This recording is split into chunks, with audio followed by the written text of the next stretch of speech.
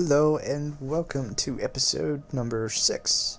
In this episode, our main goal is to focus on trying to complete the starter house.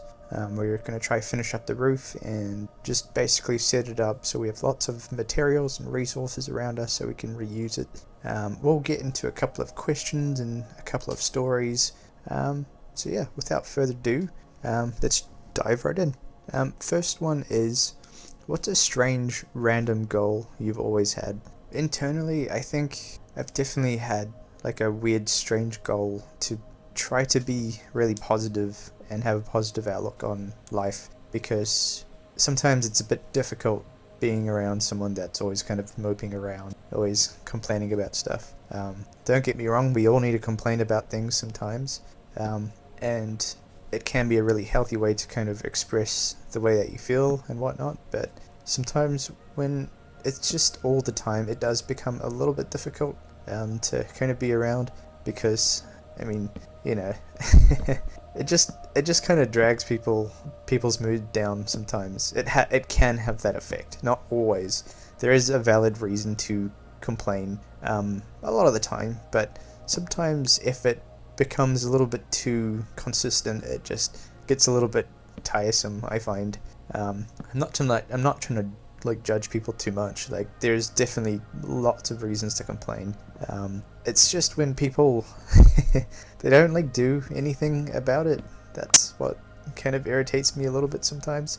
It's like they'll kind of complain about a thing consistently and never put any effort into changing that, and that's what kind of irritates me a little bit, especially when they're more than capable of doing so, and there's nothing stopping them from just fixing that issue, or working towards helping that problem.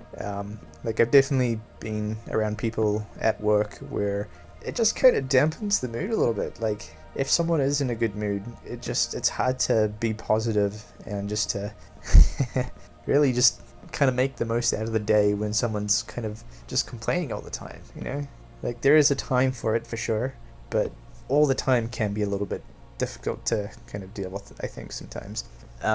So I guess that's definitely one of the goals that I try to do. I try not to be that person that just constantly complains.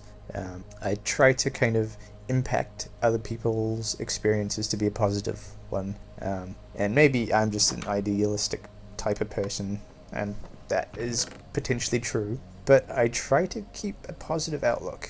Like, even when there are lots of things going wrong, there's always something to appreciate. Things could always be worse. That's the saying that I've kind of stuck by.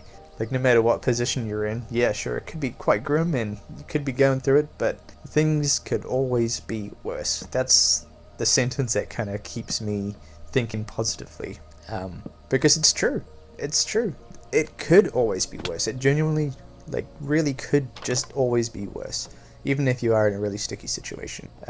So, yeah, I don't know. I think it's fun and, well, I don't know. I think it's good to be around people that have a positive outlook on life. And, I mean, if you've been around people that are really positive and really uplifting and really just, have a good outlook on life, it's really energizing being around that, Like, it's a very magnetic thing that, I am magnetized to as well, I think really, those kinds of people are the people that I would like to surround myself with, having people that are just, you know what, it might have been a bad day, but, we can try put in some effort to try improve that, and I get it, man. If you're having a bad day, sometimes it's just a bad day, and you just gotta call it for what it is. Sometimes there's just no way around that. It's just, there's no sneaky way of turning it into a good day when it's just been absolutely awful. But, I think for the most part, on the average type of day, I think it is easy to kind of turn it around and, just appreciate the small things and appreciate the people that you have around you, Yeah. Let's see, what else do we have? What's something you used to care about that you don't anymore? I think I used to be very worried about what people thought of me as a person and how they viewed me as a person, for sure. I think I definitely had that mindset in my mind when I was much younger, 100%. But now, I mean, it's not completely gone, but I tell you what, I very much care a lot less of what people think of me just by putting myself into very specific situations that make me uncomfortable. Like, through doing that consistently, I've learned to really not really bother about thinking about that kind of thing too much. And it has been really, really rewarding, like, throwing myself into situations that make you feel uncomfortable.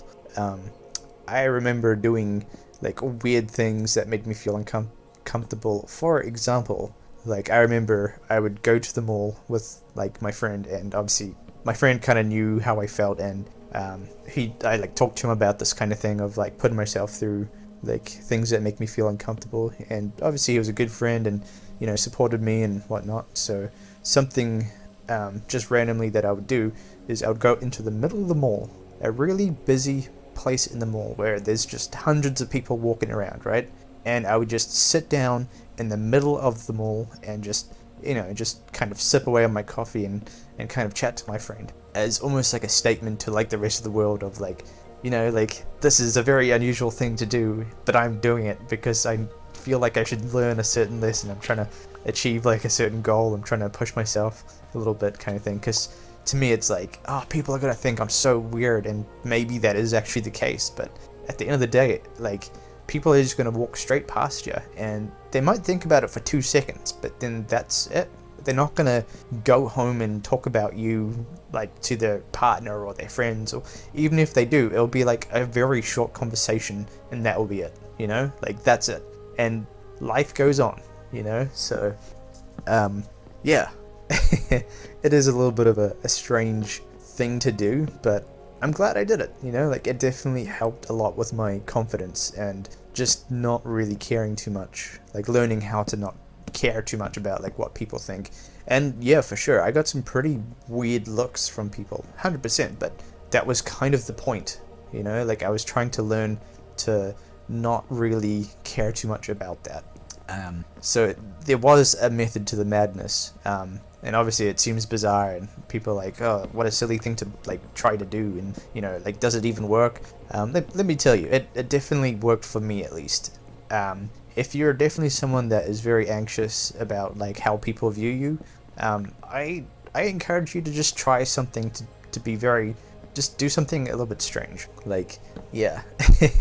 Like, once you kind of get over that little hurdle, it just feels like the world's your oyster, and, you know, like, it helped me a lot in my own personal like journey, I suppose. But yeah, the next one is, what's a sound or song that instantly relaxes you? I've actually got a really good one for you. It is a very relatively pretty well-known song because it's so damn good, man.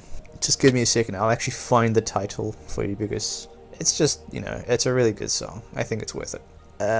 So the song is called Slow Dancing in the Dark by Joji. I think he's actually like a YouTuber person, or he used to be like a YouTuber guy. I think he was called like the Pink Guy or something.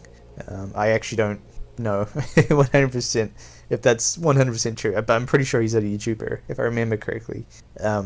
But he happened to just drop I think it was like an album or a couple of songs, and it just went so insanely well. Like, that song, like, I highly recommend and encourage you to either have it play through a very good sound system, or have like those like proper headphones, pop those on and play that song. Again, the song is called Slow Dancing in the Dark. It just hits so hard, man, and there's something about it that just makes me feel super relaxed and just, I don't know, it just it's just a really good song, man. If not, then, you know, take my word for it. But yeah, that is a fantastic song, and I jam out to that song pretty much every time it's on. It's just one of those songs, I think. Let's see.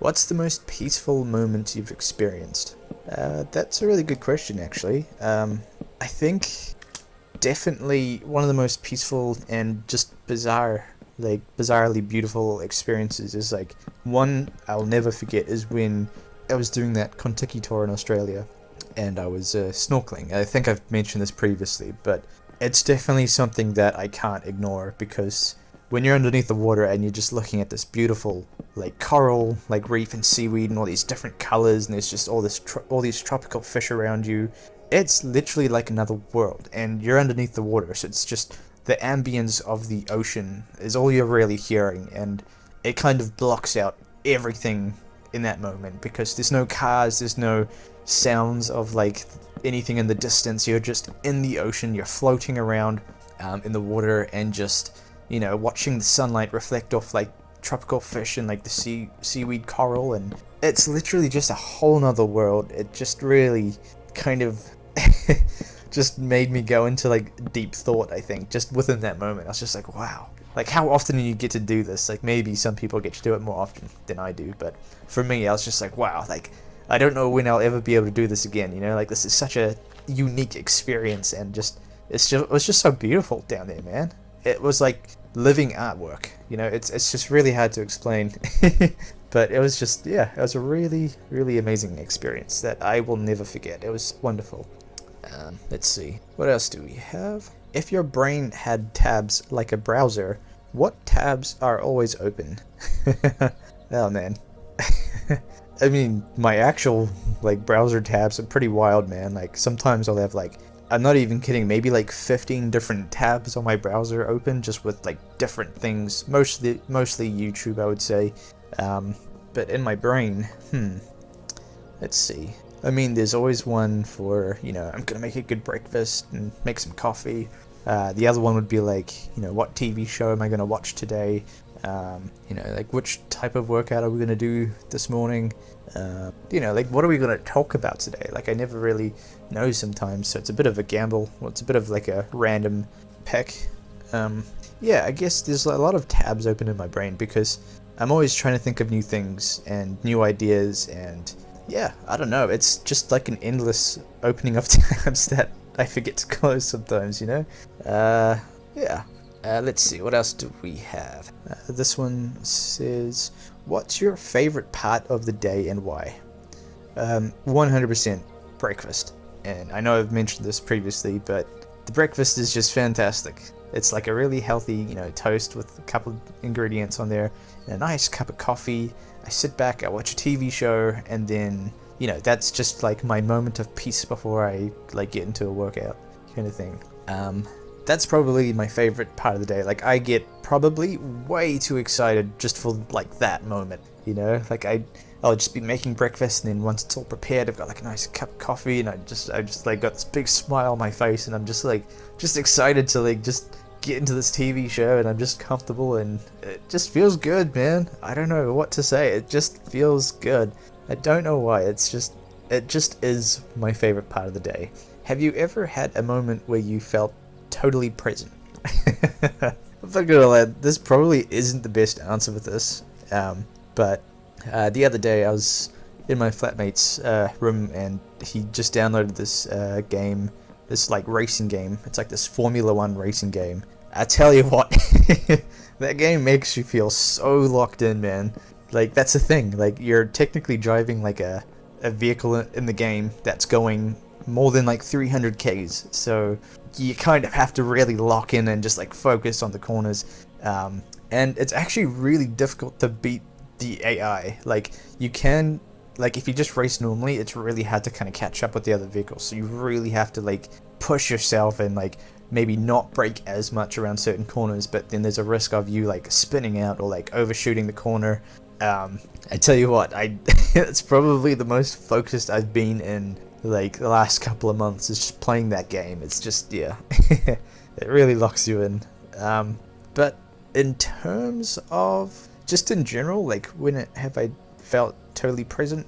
I try to do it often, like if I really feel disconnected and a bit distant, just with like reality or just myself or whatever, I definitely will go out and drive and do like a video log or like an audio log, like this kind of thing almost. But again, this is why I do this, because in a way it kind of feels like therapy for me, like in a way. It feels good, but that's definitely one of my methods. I will kind of prepare myself, or like I'll go ahead and do is, yeah, I'll just drive up, I'll park somewhere. Sometimes I'll have like little snacks somewhere, like either I'll get some takeout or something, or a lot of the time I'm just sitting in the car just relaxing and just exploring my ideas and just talking things out and just seeing where it takes me. That kind of thing really makes me feel like myself again, because I don't know, but I remember like back at my old job, like, I mean, I still am a pretty good listener. Like, I like to hear what people have to say about things. Like, I like listening. Again, as an introvert, like, I am someone who's pretty quiet, so naturally I tend to like to enjoy listening to people and listening to their ideas and their thoughts and their perspectives on life and whatnot. But sometimes, like, the talking gets a little bit too much, and it's almost like there's not enough room for my own thoughts and opinions and whatnot, because sometimes you're around people that don't allow you to, like, express your point of view, because, like, I don't know, they tend to just fill the whole conversation sometimes. Like, it's not like a bad thing necessarily, it's just sometimes it's like I would like to say my part, you know? And often, you know, you tend to get interrupted by people and you don't get to finish that thought. That's what kind of makes me feel like I just need to get it out. Like, after too much of like listening and, you know, not being able to get my point across, or just saying the thing that I really want to say but not being able to say it, just because, you know, like, the conversation just goes into a different direction, then you can't go to back to that point. This way I get to have all my points, you know? That's why I do these video logs, because not specifically, like, mainly for that reason, but it definitely has a part to play, for sure. I think being able to talk about whatever it is that you're thinking about, or if there's something bothering you, or if there's, like, a really good idea that you kind of want to explore, you can kind of just chat about it and kind of see where it goes. And sometimes, you know, with, like, editing, I'll listen back on that idea and be like, oh, you know what, I totally forgot about that, and then I'll actually pursue that thought. Like, I'll reignite the idea of that thought and just kind of pursue that again. So yeah, I don't know, I find it really helpful anyway. Let's see, what's a comfort activity that helps you reset? I'll give a bit of a different answer on this one. Something that does also help me reset is the way that I kind of hang out and bond with my friends is through video games. Like, even though, you know, like, my friend is my flatmate, right? Like, I've known this guy for, like, over 10 years, so we know each other pretty well, right? We've been really good friends for years and years and years. But sometimes it's just fun just playing video games with your friends and just talking a whole lot of nonsense and just having a bit of a laugh and just saying stupid things that don't really matter, you know? Like, something that we tend to do, like, me and my friend, is, like, we'll try push a joke way too far to the point where it's just ridiculous and, like, it's just becomes stupid. But I mean, we both just crack up, and I don't know, it's something very, like, therapeutic about it. It's just fun, you know? Like, it's a good time. We're just hanging out and just chilling, just playing some video games. A common one we'll play is Battlefront 2. That's a really fun game. It's a really underestimated game as well. Like, it's surprisingly really, really immersive, even just for, like, co-op and, well, yeah, co-op and also just multiplayer online. Like, we'll just mic our headsets up, and in a way it feels slightly like Call of Duty, you know, you gotta capture the bases and hold the positions and not let them overrun you, kind of thing. So I feel like communication really helps with that, because it's like, alright, I'll go for this base, you go for that base, and we'll try defend, or we'll try attack, or we'll try push, like, in the middle, or whatever. But yeah, I don't know, we've got these little strategies that kind of work, and sometimes we get some pretty spicy matches. I'm not gonna lie, there are some people out there that just walk through us. It's insane, like, how good these people are at that game. But it's a lot of fun, man. That's the way that I kind of bond with my friends and whatnot. So yeah, that's something that I think really helps me reset, I would say. The next one is, if you could only keep 3 apps on your phone, which would they be? I mean, by far, without a doubt, no contest, the amount of time I spend on YouTube is just insane.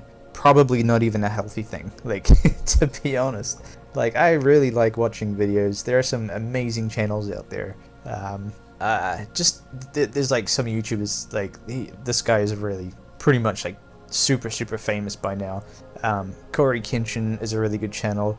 I'm not, like, sponsored or anything like that. I just really like that dude as a YouTuber. I think he's fantastic. He's perfect for the kind of niche that I like, you know, like Spooky Scary Sunday, those videos that he does, and also the gameplay. Like, he's also a gamer, and he's got some pretty funny reactions, and he's just very authentic.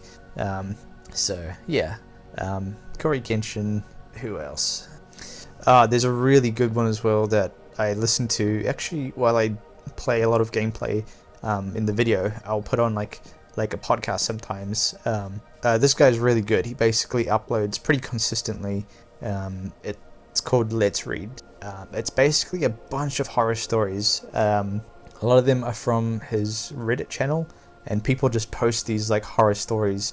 And whichever one gets the most upvotes are the ones that he tends to focus on.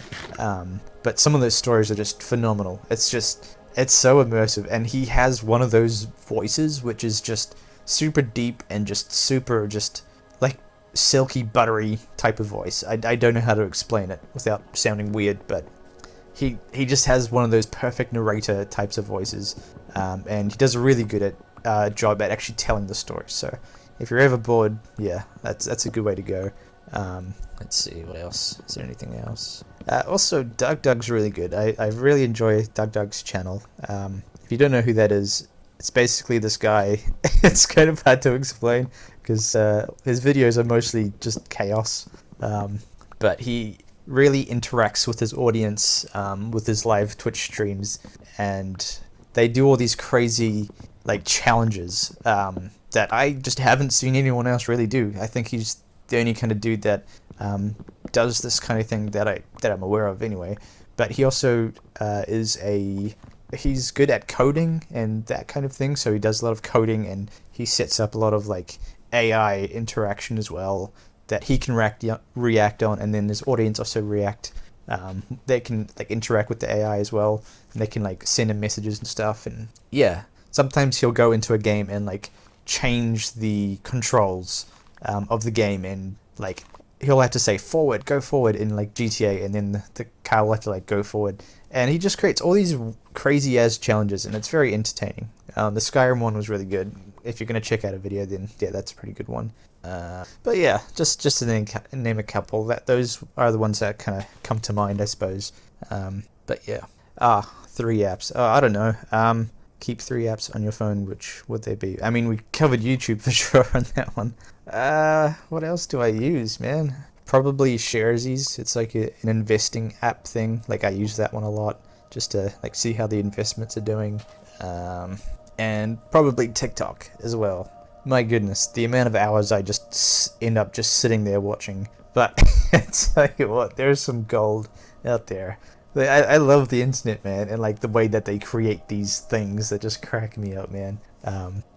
Yeah, I've got some like a gold mine of just like videos that I'll watch if I just want to have a bit of a laugh. Yeah.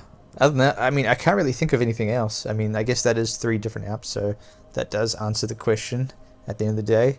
Let's see. What else do we have? The next one is, what's something you've accidentally gotten good at? I think unintentionally I've been very good at like saving money and just being very, very efficient with money. Like I tend to always get my money's worth, and like I'm always looking for good deals at the grocery store, and I don't know, I seem to just make it work. Like I'm never really spending money on things that I don't really need. I'm just very good at being efficient with it. Like even just for an example, like I tend to cut my own hair. Like I learned how to cut my own hair just to save like a bunch of money. Because if you think about it, like think about how much you would pay for like a haircut, right? And it's just hair. It grows back, and you can kind of learn how to do it yourself. But what I do is I basically just get the clippers, choose a certain size. I try to keep it kind of long with the clippers, and then just go around the back, the sides. I'll use my fingers for like the top part, and then I'll clean up the ears, like the ear area, and trim the sideburns a little bit, and then I clean up the back. Yeah, it's pretty simple. I was really surprised how easy it is. Like you might have a few bad haircuts to start out with, but there's actually a couple of tutorials out there. It's really easy, and you can save like a bunch of money. Because if you think about how often you go for like a haircut, right? Like maybe it could be like once a month, it could be like once a week or whatever, instead of paying for a haircut, you can use that money and allocate it towards something else, like investments, or you can have some like a nice dinner or whatever, or I don't know, I can just think of lots of different ways to kind of use that money towards something, you know. So yeah, there's a quick little tip to kind of save you hundreds and hundreds, if not thousands upon thousands. Like if you do that for 1 year, just think about how much money you'll save. You know, think about if you do it for like 5 years, you manage to find like a haircut that you can actually really like. You know, you can cut the hair exactly the way that you want to have your hair cut, and it's completely free. You might have to just, you know, spend like 2 minutes like cleaning up afterwards, but you know, you just saved yourself a bunch of money. You know, that's a lot of money over 5 years. So yeah, I don't know, I've definitely found ways to be very efficient in like saving money and that kind of thing. Yeah, pro tip. This is a pretty interesting one. What's your relationship with silence? Ooh, I'm not gonna lie, man. Silence used to be something that did not sit very well with me. I tell you what, like, I was definitely the kind of kid that would always have some kind of music playing in the background just because I hated silence with a passion. I just felt so bored as well when it was just quiet. Like, even to this day, like, I still play music all the time in the background of whatever I'm like doing all the time. Like when I'm shopping, when I'm chilling at home, when I'm working out. You know, there's always some kind of playlist being played. I've definitely gotten a lot better at just being like around silence, but I mean, back in the day, it was just, yeah, something I just couldn't stand. It's a very interesting question. I really like that one, actually. Yeah, I might not be alone in that one, I think. Just, you know, sitting with the silence. Sometimes it just feels awkward, sometimes it just feels boring, sometimes it just, I don't know, like, it just feels like I could be doing something else when it's too quiet. Do you know what I mean? But, I don't know, that's just me, I guess. Yeah, and with that being said, that is us coming to the last question. If you've made it this far, I just want to say thank you. I really appreciate you. Genuinely means more than you know, like, to the people that have joined and subscribed and liked the video. It's just been, yeah, it's been really awesome to see. I really appreciate you guys more than you know. With that being said, I hope you're having a good day. Hopefully I will see you in the next one. Cheers. Until next time.